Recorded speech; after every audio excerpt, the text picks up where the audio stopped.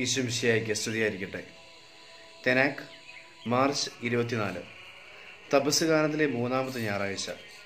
ഇന്ന് വിചിന്തനത്തിനായി തിരുസഭ നമുക്ക് നൽകിയിരിക്കുന്ന സുവിശേഷ ഭാഗം ലൂക്കായുടെ സുവിശേഷം 13-ാം അധ്യായം 1 മുതൽ 9 വരെയുള്ള വാക്യങ്ങളാണ്. ഇതിന് 2 ഭാഗങ്ങളുണ്ടെന്ന് നമുക്ക് മനസ്സിലാക്കാൻ സാധിക്കും. ആദ്യത്തെ ഭാഗത്ത് പീലാത്തോസിലൂടെ കൊല ചെയ്യപ്പെട്ട ഗലീലിയക്കാരെക്കുറിച്ചും സീലോഹായിലെ ഗോപുരം ഇടിഞ്ഞു വീണ് അപകടത്തിൽ മരിച്ച കുറച്ച് ആൾക്കാരെക്കുറിച്ചും പറഞ്ഞുകൊണ്ട് ഈ വാർത്ത അറിയുന്ന ഈശോ ഇവരോടായിട്ട് തൻ്റെ ചുറ്റും നിന്നിരുന്ന മനുഷ്യരോടായിട്ട് പറയുകയാണ്, ഇവരാരും കൂടുതൽ പാപികളായതുകൊണ്ടല്ല ഈ ശിക്ഷ എന്ന രീതിയിൽ ഇത് ഏറ്റുവാങ്ങേണ്ടി വന്നത്. ശിക്ഷ എന്ന് നമുക്ക് മനസ്സിലാക്കാനും അല്ലെങ്കിൽ അങ്ങനെ ചിന്തിക്കാനും പാടില്ല എന്ന രീതിയിലാണ് ഈശോ അതിനെ അവതരിപ്പിക്കുന്നത്. കാരണം മനുഷ്യരൊക്കെ അങ്ങനെ ഒരു കാഴ്ചപ്പാടിലാണ് ജീവിക്കുന്നത്. ആർക്കൊക്കെയോ അപകടമോ ദുരിതങ്ങളോ കഷ്ടപ്പാടുകളോ രോഗങ്ങളോ ഒക്കെ വരുമ്പോൾ നമ്മൾ ചിന്തിക്കുന്നു നമ്മളൊക്കെ കുറച്ച് ഭേദപ്പെട്ടവരാണെന്ന്, അവർക്ക് കൂടുതൽ പാപികളാണെന്ന്. പക്ഷേ അവിടെ ഒരു തിരുത്ത് ക്രിസ്തുനാഥൻ തരുന്നതായിട്ട് നമുക്ക് കാണാൻ സാധിക്കും. തുടർന്ന് മാനസാന്തരപ്പെടുവിനെന്ന ആഹ്വാനമാണ് ഈശോ നമുക്ക് മുമ്പിൽ വയ്ക്കുന്നത്. അത് വ്യക്തമായിട്ടും അത്തിവൃക്ഷത്തിൻ്റെ ഒരു കഥ പറഞ്ഞുകൊണ്ടാണ് ഈശോ ഈ മാനസാന്തരത്തിനുള്ള ആഹ്വാനം നമുക്ക് മുമ്പിൽ അവതരിപ്പിക്കുന്നത്. പാപം ചെയ്യുന്നോ ഇല്ലയോ എന്നുള്ളതല്ല ഇവിടുത്തെ ചോദ്യം. നിന്നിൽ നിന്നും ഫലം ഉളവാകുന്നോ ഇല്ലയോ എന്നതാണ് യേശുവിൻ്റെ ചോദ്യം. പാപം ചെയ്യാതിരിക്കുക എന്നതുകൊണ്ട് ഒരാൾ യഥാർത്ഥ ക്രിസ്ത്യാനിയായി മാറുന്നില്ല. ഒരുപക്ഷെ നമുക്ക് ചിന്തിക്കാൻ സാധിക്കും, നല്ല മനുഷ്യൻ, നല്ല കുട്ടി എന്നൊക്കെ പറയുമ്പോൾ കുരുത്തക്കേടുകളില്ല, തെറ്റില്ല, പാപമില്ല, കുറ്റകൃത്യമില്ല എന്നൊക്കെ പറയുമ്പോൾ അയാൾ നല്ലവനാണെന്ന് നമ്മൾ പലപ്പോഴും പറയും. പക്ഷേ ക്രിസ്തു പറയുന്നു, അതുകൊണ്ട് മാത്രം ഒരാൾ നല്ലവനാകുന്നില്ല. അയാളിൽ നിന്നും എന്തെങ്കിലും നന്മയുടെ ഫലം പുറത്തേക്ക് വരുമ്പോൾ മാത്രമേ അവൻ നല്ലവനാകുന്നുള്ളൂ. അല്ലാത്ത പക്ഷം അവൻ മോശപ്പെട്ടവൻ തന്നെയാണ്. കാരണം അവൻ ഫലം നൽകാത്ത അത്തിവൃക്ഷമാണ്. ഈ അത്തിവൃക്ഷം എവിടെയാണ് നട്ടതെന്ന് വളരെ വ്യക്തമായിട്ട് ഈശോ പറയുന്നുണ്ട്. മുന്തിരിത്തോട്ടത്തിൻ്റെ നടുവിൽ നട്ട അത്തിവൃക്ഷം. കൃത്യമായിട്ടും ഇതിനെ ഇസ്രായേലിൻ്റെ ചരിത്രവുമായിട്ടൊക്കെ ബന്ധപ്പെടുത്തി ചില ചിന്തകന്മാർ പറയാറുണ്ട്. അതായത് ഇസ്രായേൽ എന്ന് പറയപ്പെടുന്ന ജനതയെ, ദൈവത്തിന് തിരഞ്ഞെടുക്കപ്പെട്ട ജനതയെ പ്രത്യേകമാം വിധം കാനാൻ ദേശത്ത് കൊണ്ടുവന്ന് സമൃദ്ധിയുടെ നടുവിൽ മുന്തിരിത്തോട്ടത്തിൽ നട്ടുപിടിപ്പിച്ചു. എന്നിട്ട് അത് വളരാൻ അനുവദിക്കുകയും പിന്നീട് ഫലം അന്വേഷിക്കുകയും ചെയ്തു. മനുഷ്യപുത്രൻ വന്ന് ഫലം അന്വേഷിക്കുമ്പോൾ അതിൽ ഫലം കാണുന്നില്ല. 3 വർഷം ദൈവപുത്രൻ ഈ മനുഷ്യരോടൊപ്പം നടന്നു നോക്കിയിട്ടും ഫലം കാണുന്നില്ല. അതിൻ്റെയൊക്കെ ഒരു പ്രതികരണം എന്ന രീതിയിലായിരിക്കും ഒരുപക്ഷെ കുരിശിൻ്റെ വഴി യാത്രയിൽ വെച്ച് ഓസ്ട്രേലിയ എന്ന വരിയിലെ സ്ത്രീകളെ കാണുമ്പോൾ ഈശ്വനാഥൻ പറയുന്നുണ്ട്, നിങ്ങൾ എന്നെ ഓർത്ത് കരയണ്ട, നിങ്ങളുടെ മക്കളെ ഓർത്ത് കരയുവിൻ. കാരണം അവർ അനുഭവിക്കാൻ പോകുന്ന ദുരിതം 700 AD അത് പൂർത്തീകരിക്കപ്പെടുന്നു. ഒരു വലിയ അക്രമത്തിലൂടെ കുറേയധികം മനുഷ്യർ കൊല ചെയ്യപ്പെടുന്നതായിട്ട് നമ്മൾ കാണുന്നുണ്ട് ചരിത്രത്തിൽ. പക്ഷേ അതിൽ നിന്ന് വ്യത്യസ്തമായി നമുക്ക് നമ്മുടെ ജീവിതത്തോട് തന്നെ ചേർത്ത് വെച്ച് തന്നെ ചിന്തിക്കാൻ സാധിക്കും. മറ്റൊരിടത്ത് ഈശോ പറയുന്നുണ്ട്, എന്താണ് മുന്തിരിത്തോട്ടത്തിൻ്റെ പ്രത്യേകത എന്ന്. മുന്തിരിത്തോട്ടം ഒരു കൃഷിക്കാരൻ വെച്ച് പിടിപ്പിക്കുമ്പോൾ, ഒരു യജമാനൻ വെച്ച് പിടിപ്പിക്കുമ്പോൾ അതിന് വേലിയുണ്ട്, മുന്തിരി ചക്കുണ്ട്, മുന്തിരിത്തോട്ടത്തിൽ കൃഷിക്കാരുണ്ട്, ഒരു കാവൽ ഗോപുരമുണ്ട്. ഇത്രയും പരിഗണനയോടുകൂടി, ശ്രദ്ധയോടുകൂടി, സംരക്ഷണയോടുകൂടി ദൈവം ഒരുക്കുന്ന മുന്തിരിത്തോട്ടത്തിൻ്റെ നടുവിലാണ് നമ്മൾ ആയിരിക്കുന്നത്, നമ്മളാകുന്ന അത്തിവൃക്ഷം ആയിരിക്കുന്നത്. അതായത് കത്തോലിക്ക തിരുസഭയാവുന്ന സംരക്ഷിതമായ കൃപയുടെ നിറവുള്ള ഒരിടത്ത് കൃത്യമായും നട്ടുപിടിപ്പിക്കപ്പെട്ടിരിക്കുന്ന അത്തിവൃക്ഷങ്ങളാണ് നമ്മൾ സഭയ്ക്കുള്ളിൽ വളരുന്നതുകൊണ്ട് തന്നെ. ഇനി ഈ അത്തിവൃക്ഷത്തിൻ്റെ ഉത്തരവാദിത്വം എന്താണെന്നുള്ളതാണ്. കൃത്യമായും ഫലം നൽകാതെ പോവുകയാണെങ്കിൽ പാപം ചെയ്യുന്നു എന്നതുപോലെ തന്നെ ഒരു തിന്മയാണ് ഫലം ഇല്ലാതായി പോകുന്നു എന്നുള്ളത്. ഫലമില്ലാതായി പോകുന്നൊരു ജീവിതം നമ്മളിൽ നിന്നും ഉണ്ടാവാൻ പാടില്ല എന്ന് യേശുനാഥൻ നമ്മൾ ഓർപ്പിക്കുക. കാരണം യാക്കോബ് ശ്ലീഹായുടെ ലേഖനത്തിൽ വളരെ വ്യക്തമായും പറയുന്നുണ്ട്, പ്രവൃത്തി കൂടാതെയുള്ള വിശ്വാസം നിർജീവമാണ്, അഥവാ ചത്ത വിശ്വാസമാണ്. ആ വിശ്വാസിയെ വിശ്വാസി എന്ന് വിളിക്കാൻ പോലും കഴിയുകയില്ല. കാരണം യഥാർത്ഥ വിശ്വാസി പ്രവർത്തിക്കുന്നവനാണ്. അവരിൽ നിന്നും ഫലം പുറത്തേക്ക് വരണം. അവൻ്റെ ഹൃദയനിലത്ത് വീണ വചനവിത്ത് മുളപൊട്ടി അവൻ്റെ വാക്കായി പ്രവൃത്തിയായി പുറത്തേക്ക് വന്ന് മറ്റുള്ളവർക്ക് ഫലം ഉളവാകുമ്പോൾ മാത്രമേ അവൻ യഥാർത്ഥ വിശ്വാസിയായി മാറുന്നു നമുക്ക് മനസ്സിലാക്കാൻ സാധിക്കും. അത്തിവൃക്ഷത്തിൻ്റെ ഒരു പ്രത്യേകതയുണ്ട്. എന്തിനാണ് ഈശോ അത്തിവൃക്ഷത്തെ തന്നെ ഇതിനു വേണ്ടി പിടിച്ചത്? അത്തിവൃക്ഷത്തിൻ്റെ പ്രത്യേകതയുണ്ട്. അത്തിവൃക്ഷം നന്നായി ഫലം നൽകുന്ന വൃക്ഷമാണ്. നന്നായി ഫലം നൽകുന്ന വൃക്ഷം എന്ന് പറയപ്പെടുന്ന അത്തിവൃക്ഷം കൃത്യമായി നമ്മൾ അതിൻ്റെ ഒരു ശാസ്ത്രീയ വശം പരിശോധിക്കുകയാണെങ്കിൽ വർഷത്തിൽ 3 തവണയെങ്കിലും ഈ അത്തിവൃക്ഷം ഫലം നൽകുന്നുണ്ട്. ജൂൺ മാസത്തിൻ്റെ അവസാനം, പിന്നീട് ഓഗസ്റ്റ് മാസത്തിലായിട്ട് അത്ര നല്ല ഫലമല്ലെങ്കിൽ പോലും താരതമ്യേന മെച്ചപ്പെട്ട ഫലം സെപ്റ്റംബർ മാസത്തിൽ ലഭിക്കുന്നുണ്ട്. അങ്ങനെ 3 തവണ വർഷത്തിൽ ഫലം പുറപ്പെടുവിക്കുന്ന വൃക്ഷമാണ് അത്തിവൃക്ഷം. ആ അത്തിവൃക്ഷത്തെക്കുറിച്ചാണ് ഈ സുവിശേഷത്തിൽ പറയുന്നത്. 3 വർഷമായി ഫലമുണ്ടോ എന്ന് നോക്കിയിട്ട് ഇതിൽ ഫലമില്ല. വർഷത്തിൽ 3 തവണ ഫലം പുറപ്പെടുവിക്കേണ്ടത് 3 വർഷമായിട്ടും ഒരു പ്രാവശ്യം പോലും ഫലം തന്നിട്ടില്ല എന്നുള്ളതാണ് ഈ വൃക്ഷത്തിനെതിരെയുള്ള പരാതി. അപ്പോൾ കൃത്യമായും ശ്രദ്ധയോടുകൂടി ഈ മുന്തിരിത്തോട്ടത്തിൽ നട്ട് വളർത്തി കൃഷിക്കാരൻ പരിചരിച്ചു വന്നു, എന്നിട്ടും ഇത് ഫലം നൽകുന്നില്ല എന്ന് പറയുമ്പോൾ അത് ഫലം നൽകുന്നില്ല എന്ന ഒറ്റ കുറ്റകൃത്യം മാത്രമല്ല ചെയ്തിരിക്കുന്നത്, നിലം പാഴാക്കി എന്ന് പറയുന്നൊരു കുറ്റകൃത്യമുണ്ട്. മൂന്നാമതായിട്ട് ഈ മണ്ണിൻ്റെ വളവും വെള്ളവുമൊക്കെ സ്വീകരിച്ചുകൊണ്ട് അത് പാഴാക്കി കളഞ്ഞു എന്നൊരു തിന്മ കൂടിയാണ്. അങ്ങനെ 3 തിന്മകൾ ഇതിൽ കാണാൻ സാധിക്കും. ഫലമില്ല, നിലം പാഴാക്കി, മണ്ണിൻ്റെ ഗുണം വ്യയം ചെയ്ത് കളഞ്ഞു, അത് വേസ്റ്റ് ചെയ്ത് കളഞ്ഞു എന്ന് നമുക്ക് മനസ്സിലാക്കാൻ സാധിക്കും. അപ്രകാരം നിലനിൽക്കാതെ ഫലം നൽകുന്ന മരമായി മാറണം എന്നാണ് നമ്മളോട് കർത്താവ് ആവശ്യപ്പെടുന്നത്. എങ്ങനെ ഇത് സാധിക്കും? ഫലം എന്നാൽ എന്ത്? നമ്മുടെയൊക്കെ ജീവിതത്തിൽ നിന്ന് ഫലം ഉണ്ടാകുന്നുണ്ടോ? നമ്മൾ പറയും, ഒരു പുരോഹിതൻ എന്ന രീതിയിൽ എല്ലാ ദിവസവും ഞാൻ കുർബാന ഇടുന്നില്ലേ? ഒരു അമ്മയോട് ചോദിച്ചാൽ പറയും എല്ലാ ദിവസവും ഞാൻ വെച്ച് വിളമ്പുന്നില്ലേ? അപ്പനോട് ചോദിച്ചാൽ പറയും ഞാൻ എല്ലാ ദിവസവും ജോലിക്ക് പോകുന്നില്ലേ? മക്കളോട് ചോദിച്ചപ്പോൾ ഞാൻ പഠിക്കുന്നില്ലേ? നമ്മുടെ റുട്ടീൻ ജോലികളൊക്കെ നമ്മൾ ചെയ്യുന്നുണ്ട്, പക്ഷേ അത് വെറും തണൽ മാത്രമാണ്. ഒരു മരത്തിൻ്റെ കീഴിലേക്ക് സൂര്യപ്രകാശം ഏൽക്കുമ്പോൾ വീഴുന്ന ഒരു ഇരുണ്ട പ്രദേശം, അത് സ്വാഭാവികമായും സംഭവിക്കും. അത് സംഭവിക്കാതിരിക്കത്തില്ല. അതിനെ തണലെന്ന് വിളിക്കാം. പക്ഷെ ഫലം എന്ന് പറയപ്പെടുന്നത് വ്യത്യസ്തമാണ്.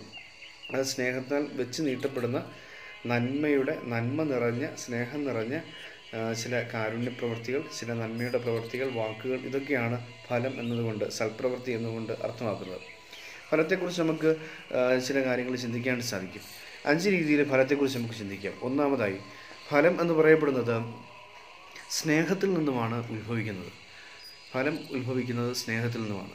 നമുക്കറിയാം, മരത്തിൻ്റെ ആ പരാഗണമൊക്കെ സംഭവിച്ച് പൂമ്പൊടിയൊക്കെ വന്ന് പൂവെന്നും പിന്നീട് കായുണ്ടായി ആ ഫലം ഉണ്ടാകുന്ന നമുക്കറിയാം. അതുപോലെ സ്നേഹത്തിൽ നിന്നുമാണ് ഫലം ഉണ്ടാകുന്നത്. സ്നേഹത്തെ ധ്യാനിക്കുന്നതിലൂടെ ഫലമുണ്ടാകുന്നത്. ദൈവസ്നേഹത്തെ ഉള്ളിൽ ധ്യാനിക്കുന്ന ആ പരാഗണം ഉള്ളിൽ ധ്യാനമായി സംഭവിക്കുമ്പോൾ ഫലമുണ്ടാകുന്നു. അങ്ങനെ ഫലം ഉണ്ടാവാൻ ആദ്യമായി വേണ്ടത് സ്നേഹമാണ്. രണ്ടാമത്തേത്, എന്നെ ചുറ്റി നിൽക്കുന്ന ആവശ്യക്കാരനെ കുറിച്ച് എനിക്ക് ബോധ്യമുണ്ടായാൽ എന്നിൽ നിന്ന് ഫലമുണ്ടാകും. അതായത് അയൽക്കാരനെ കുറിച്ചുള്ള ചിന്ത എന്നിൽ ഫലമുണ്ടാക്കുന്നു. അവനെക്കുറിച്ച് ബോധ്യമില്ല, അവനെ ഞാൻ ശ്രദ്ധിക്കുന്നില്ല, അവനെ ഞാൻ പരിഗണിക്കുന്നില്ല എങ്കിൽ എന്നിൽ നിന്ന് ഒരിക്കലും ഫലമുണ്ടാകാൻ പോകുന്നില്ല എന്നുള്ളതാണ് സത്യം. പലപ്പോഴും പഴമക്കാരൊക്കെ പറയാറുള്ളൊരു സംഭവമുണ്ട്. ചില തിരക്കുള്ള അല്ലെങ്കിൽ സ്ഥിരം ആളുകൾ വന്നിരുന്ന് സംസാരിക്കുകയോ അല്ലെങ്കിൽ കുഞ്ഞുങ്ങൾ കലപില കൂട്ടുകയൊക്കെ ചെയ്യുന്ന ചില മാവിൻ ചൂടുകളുണ്ടെങ്കിൽ ആ മാവിൽ നിന്നും ഏറ്റവും രുചികരമായ മാമ്പഴം സമൃദ്ധമായി ഉണ്ടാകും എന്ന് പറയാറുണ്ട്. അതൊരു പ്രകൃതിയുടെ ഫലശാസ്ത്രം എന്നൊക്കെ ഉണ്ടെങ്കിൽ വിളിക്കാൻ സാധിക്കും. മറിച്ച് വേലി കെട്ടി സൂക്ഷിക്കുന്ന ഒരു പറമ്പിൻ്റെ ഉൾവശത്തായി നിൽക്കുന്നൊരു മാവിൽ നിന്നും അത്ര കണ്ട് പഴമൊന്നും ഉണ്ടാകാൻ നിർബന്ധമില്ല. ഞാൻ മുമ്പനൊരു പള്ളിയുടെ മുൻവശത്ത് ഒരു സ്കൂളിനോട് ചേർന്ന് നിൽക്കുന്ന മാവിൽ മാമ്പഴം നിറയുന്നത് കൗതുകത്തോടുകൂടി അത്ഭുതത്തോടുകൂടി കണ്ടു വന്നിട്ടുണ്ട്. കാരണം എത്ര വണ്ടി കൊണ്ടുവന്ന് വാരിക്കൊണ്ടുപോയാലും പിന്നെയും മാമ്പഴം ഉണ്ടാകുന്നത് അത്രയും രുചികരമായ മാമ്പഴവും. അപ്പോൾ ആവശ്യക്കാരനുണ്ടെന്ന് തിരിച്ചറിഞ്ഞാൽ ആ തിരിച്ചറിയുന്ന മരം തന്നിൽ നിന്നും പഴം കൂടുതലായി നൽകുന്നതായിട്ട് പ്രകൃതിയുടെ നിയമത്തിൽ തന്നെ നമുക്ക് കാണാനായിട്ട് സാധിക്കും. അപ്പോൾ രണ്ടാമത്തെ കാര്യം, ഫലം ഉണ്ടാവണമെങ്കിൽ നിന്നെ ചുറ്റി നിൽക്കുന്ന മനുഷ്യനെക്കുറിച്ച് ബോധ്യമുള്ളവനാകുക. നിൻ്റെ അയൽക്കാരനെക്കുറിച്ച് ബോധ്യമുള്ളവനായിരിക്കുക. അങ്ങനെയെങ്കിൽ നിന്നിൽ ഫലമുണ്ടാകും. ഒന്ന്, ദൈവത്തോടുള്ള സ്നേഹം ഉള്ളിൽ പരാഗണമായി ധ്യാനമായി സംഭവിച്ചാൽ ഫലമുണ്ടാകും. 2, നിന്നെ ചുറ്റി നിൽക്കുന്ന മനുഷ്യൻ്റെ ആവശ്യം തിരിച്ചറിഞ്ഞാൽ നിന്നിൽ ഫലമുണ്ടാകും.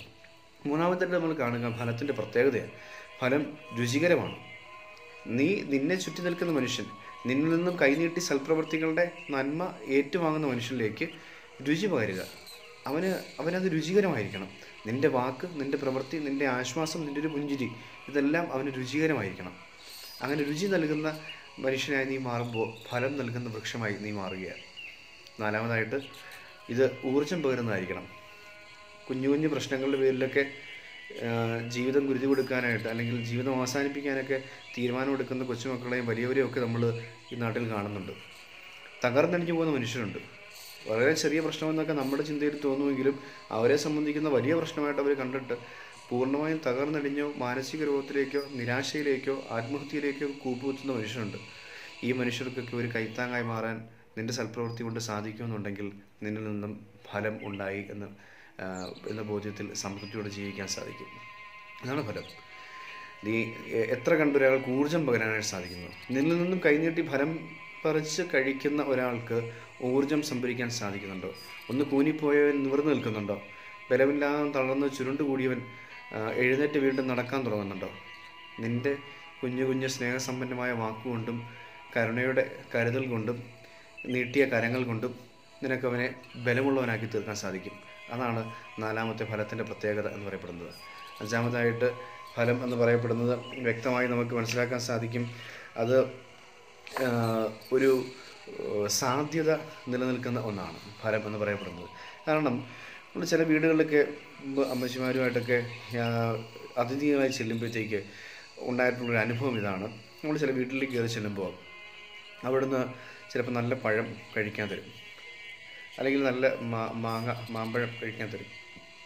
കഴിച്ചുകൊണ്ടിരിക്കുമ്പോഴത്തേക്ക് ആ വീട്ടുടമസ്ഥൻ വേണമെങ്കിൽ പറയും, ഇത് ഇവിടെ പിടിച്ചതാണ്, വീട്ടിലെയാണെന്ന് പറഞ്ഞു കഴിയുമ്പോഴത്തേക്ക് സ്വാഭാവികമായിട്ടും നമ്മുടെ അമ്മച്ചിമാർ ചോദിക്കുന്നൊരു ചോദ്യമുണ്ട്, എങ്കിൽ പിന്നെ അതിൻ്റെ ഒരു തൈ കിട്ടുമോ, വിത്ത് കിട്ടുമോ, അല്ലെങ്കിൽ വാഴയാണെങ്കിൽ അതിൻ്റെ ഒരു കന്ന് കിട്ടുമോ?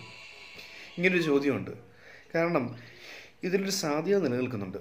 നീ വെച്ച് നീട്ടിയ ഫലത്തിൻ്റെ രുചിയും ബലവും നന്മയും അത് അതേപടി ഉൾക്കൊള്ളാനായിട്ട് എന്നിൽ ഒരു താല്പര്യം ജനിപ്പിക്കുന്നുണ്ട്.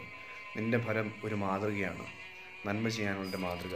മദർ തെരേസ എന്ന് പറയപ്പെടുന്ന വടവൃക്ഷത്തിൽ നിന്നും കാരുണ്യപ്രവൃത്തിയുടെ ഫലങ്ങൾ കൽക്കട്ടയുടെ തെരുവീതികളിലേക്ക് ഒഴുകുമ്പോൾ ആ ഫലം കൈനീട്ടി സ്വീകരിച്ചവൻ മാത്രമല്ല, ആ തെരുവിൽ കിടന്നവൻ മാത്രമല്ല, അത് കണ്ടു നിന്നവനും ആ തെരുവിലേക്ക് കിടക്കുന്ന മനുഷ്യൻ്റെ സംതൃപ്തി തിരിച്ചറിഞ്ഞവനും, ഇവരിലേക്കൊക്കെ ആ ഫലത്തിൻ്റെ വിത്ത് അരി പോയെന്നുള്ളതാണ്.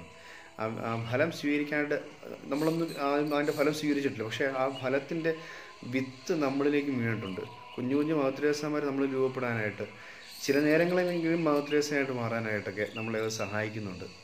ആ മദർ തെരേസ എന്ന വൃക്ഷത്തിൽ നിന്ന് വന്ന ഫലത്തിൻ്റെ വിത്തിൻ്റെ സാധ്യത നമുക്ക് കാണാൻ സാധിക്കും. അപ്പോൾ ഫലത്തിന് ഒടുവിലായി അങ്ങനൊരു ലക്ഷ്യം കൂടിയുണ്ട്. ഇനി ഇത് പകർന്നു നൽകുക. ക്രിസ്തു എന്ന് പറയപ്പെടുന്ന നന്മമരത്തിൽ നിന്നും വചനത്തിൻ്റെ വിത്തുകളിൽ അനേകർ സ്വീകരിച്ചിട്ട്, ആ ഫലം അനേകർ സ്വീകരിച്ചിട്ട് അവരിലെ വിത്ത് കണ്ട് നമ്മൾ വളരുന്നുണ്ട്. ആദ്രിപ്പിയോ, അന്തോനീസ്, അങ്ങനെ നിരവധി വിശുദ്ധന്മാർ ക്രിസ്തുവിൽ നിന്നും നേരിട്ട് ആ ഫലം അതേപടി വാങ്ങിച്ചു. അവരുടെ ജീവിതം ആകുന്ന മാതൃക വിത്തായി നമ്മുടെ ഹൃദയത്തിലേക്ക് വീണ്ടും വീഴുന്നുമുണ്ട്. അത് തുടർന്നു പോയിക്കൊണ്ടിരിക്കുന്നു. കാലാകാലങ്ങളായി പരമ്പരാഗതമായി ലോകാവസാനത്തോളം ഈ വിത്തിൽ നിന്നും മരവും, മരത്തിൽ നിന്നും പഴവും, പഴത്തിൽ നിന്നും വീണ്ടും വിത്തും, വിത്തിൽ നിന്നും വീണ്ടും മരവും എന്ന രീതിയിൽ ഇത് തുടർന്നു പോയിക്കൊണ്ടിരിക്കും. നിന്നിൽ ഫലമുണ്ടെങ്കിൽ, നീ ഫലമുള്ളൊരു വൃക്ഷമായി മാറുന്നുണ്ടെങ്കിൽ അതിനർത്ഥം ആ ഫലത്തിൽ നിന്നും പിൽക്കാലത്ത് ഇനിയൊരു വൃക്ഷം വളരാനിരിക്കുന്നു എന്നുള്ളതാണ്. അപ്പോൾ ഫലമുണ്ടോ എന്ന് കർത്താവ് ചോദിക്കുമ്പോൾ അത് നിസ്സാരപ്പെട്ടൊരു ചോദ്യമല്ല. ഇല്ല എന്ന് നീ പറയുന്നുണ്ടെങ്കിൽ അത് വലിയ പാപം തന്നെ, അത് വലിയ ഗൗരവമുള്ളതാണ്. കർത്താവിൻ്റെ മുമ്പിൽ അത് വലിയ വില കൊടുക്കേണ്ടി വരുന്നതാണ് എന്ന് പറയാൻ കാരണം ഇതൊക്കെ കൊണ്ട് തന്നെയാണ്. വിത്ത് എന്ന് പറയപ്പെടുന്നത് സ്നേഹത്തിൽ നിന്ന് രൂപപ്പെടുന്നു. രണ്ടാമതായി അത് ദൈവത്തോടുള്ള സ്നേഹത്തിൽ നിന്നും ധ്യാനമാകുന്ന പരാഗണം വഴി രൂപപ്പെടുന്നു. രണ്ടാമതായി നിന്നെ ചുറ്റി നിൽക്കുന്ന മനുഷ്യൻ്റെ ആവശ്യം കണ്ടറിഞ്ഞ് നിന്നിൽ നിന്നും പഴം പുറപ്പെടുന്നു. മൂന്നാമതായി ഫലത്തിൻ്റെ രുചി മറ്റുള്ളവർ തിരിച്ചറിഞ്ഞ് സന്തോഷത്തിലേക്കും ആനന്ദത്തിലേക്കും പ്രവേശിക്കുന്നു. നാലാമതായി നീ നൽകുന്ന ഫലം കൊണ്ട് തളർന്നു പോയി ഒരുവൻ ബലം പ്രാപിക്കുന്നു. അഞ്ചാമതായി നിൻ്റെ ഫലത്തിൽ നിന്നും വിത്തും, വിത്തിൽ നിന്നും വീണ്ടും മരവും, മരത്തിൽ നിന്നും വീണ്ടും ഫലവും, ഫലത്തിൽ നിന്നും വീണ്ടും വിത്തും എന്ന ഒരു വലിയ മാതൃകയുടെ സാധ്യത നിൻ്റെ ഫലത്തിൽ നിലനിൽക്കുന്നു. ഫലമുള്ള മനുഷ്യരായി ജീവിക്കാനുള്ള കൃപയ്ക്കായി നമുക്ക് പ്രാർത്ഥിക്കാം. ഫലസമൃദ്ധമായി മാറുവാനായിട്ടുള്ള അനുഗ്രഹത്തിനായി ഈ തപസ് പ്രയോജനപ്പെടുത്താം. ദൈവം നമ്മെ അനുഗ്രഹിക്കട്ടെ. സ്നേഹപൂർവ്വം നിങ്ങളുടെ ക്രിസ്മസിൽ